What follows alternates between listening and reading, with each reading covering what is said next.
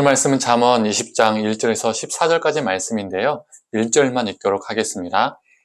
포도주는 거만하게 하는 것이요 독주를 떠들게 하는 것이라. 이에 미혹되는 자마다 지혜가 없느니라. 아멘. 오늘 아침 묵상 말씀은 1절을 중심으로 술에 관해서 말씀을 전하고자 합니다. 1절을 표준 세번역으로 읽어보겠습니다. 포도주는 사람을 거만하게 만들고 독한 술은 사람을 소란스럽게 만든다. 이것에 빠지는 사람은 누구든지 지혜롭지 않다. 어떤 분들은 이렇게 말합니다. 성경에 술 취하지 말라, 독주를 마시지 말라 이렇게만 말하고 있으니 술은 마셔도 된다. 단 취하지 않으면 문제가 없다. 독주만 마시지 않으면 문제가 없다라고 이렇게 성경을 해석합니다. 이런 해석은 틀린 해석도 아니지만 100% 맞는 해석도 아닙니다. 술 자체가 죄라면 우리는 성찬에서 포도주를 마시면 안 되죠. 오늘 본문에서도 포도주는 사람을 거만하게 만든다고 말하고 있으니까 더더욱 성찬에서 포도주를 마시면 안 되겠죠. 그런데 우리는 성찬에서 포도주를 마십니다. 즉 술 자체가, 포도주 자체가 죄가 아니라는 것이죠. 그런데 왜 우리는 술을 멀리하라라고, 술을 마시지 말라라고 배우고 있는 걸까요? 또 이런 질문도 우리 스스로에게 던져볼 수 있을 것 같습니다. 우리는 술을 하지 않는 것, 담배를 피지 않는 것, 이것들을 믿음의 척도 거룩의 기준으로 보는 경우가 참 많이 있죠. 그래서 술, 담배를 하면 믿음이 별로 없는 사람, 하나님을 깊이 만나지 못한 사람, 아직 세속에 물들어 있는 사람, 이렇게 생각합니다. 반대로 술, 담배를 하지 않는 사람, 그런 사람은 어떻게 보죠? 신실한 사람, 거룩한 사람으로 보통 생각을 하죠. 우리 한국 기독교에서는 술, 담배를 하냐 안 하냐가 이 믿음의 척도 거룩의 기준이 되었습니다. 그런데 이 술, 담배의 여부가 거룩의 기준, 믿음의 척도, 이게 맞는 걸까요? 스펄전이라는 목사님을 들어보셨을 겁니다. 세계적으로 정말 유명한 목사님이죠. 그분은요, 담배를 즐기셨습니다.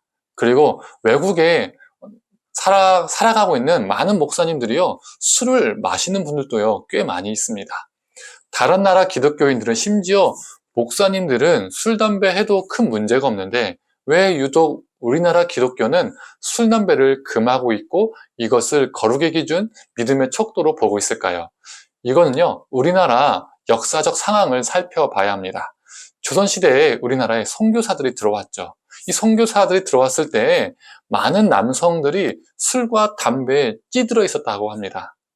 여성들은 고된 노동을 하고 또 집에 들어왔는데 이 술 먹은 남편들이 자신들의 아내에게 쉽게 폭력을 행사하는 일이 다반사였다라고 해요. 실제로 조선시대 때 이 아동들과 여성의 인권들이 정말 바닥이었잖아요. 그래서 선교사들이 조선에 들어왔을 때 가장 우선적으로 했던 것이 무엇입니까? 그것이 아이들과 여성들을 위해서 여학교를 짓는 것이었습니다. 지금의 많은 여대들이 그 당시 선교사님들이 지은 학교들이죠. 여튼 선교사님들이 봤을 때 술, 담배가 이 조선의 가정과 사회를 파괴하는 큰 원인이었습니다. 그래서 선교사님들이 조선인들에게 당신들이 하나님을 믿는다면 술과 담배를 끊어라 라고 말하게 된 것이죠. 예수 믿는 자들의 금연과 금주는 그 당시 사회적 문제와 사회적 악을 끊고자 했던 결단이었고 행위였습니다. 다르게 표현한다면 금연과 금주는 세상을 더 이롭게 하고자 했던 것이죠. 바울도 고린도전서에서 음식에 관해서 이런 이야기를 합니다. 고린도전서 10장 23절과 24절의 말씀을 제가 읽어보겠습니다.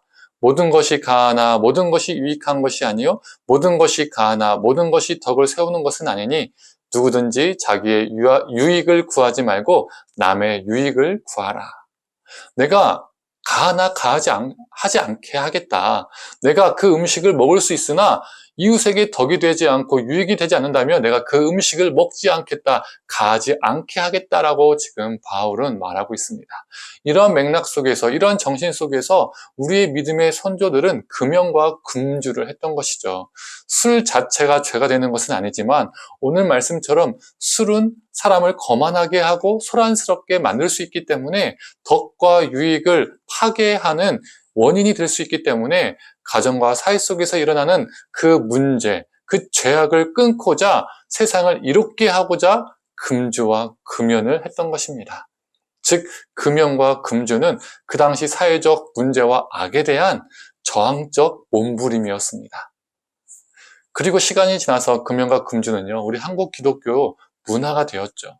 그런데 위에 지금까지 언급했던 근본 정신은 사라지고 문화만 된 거예요.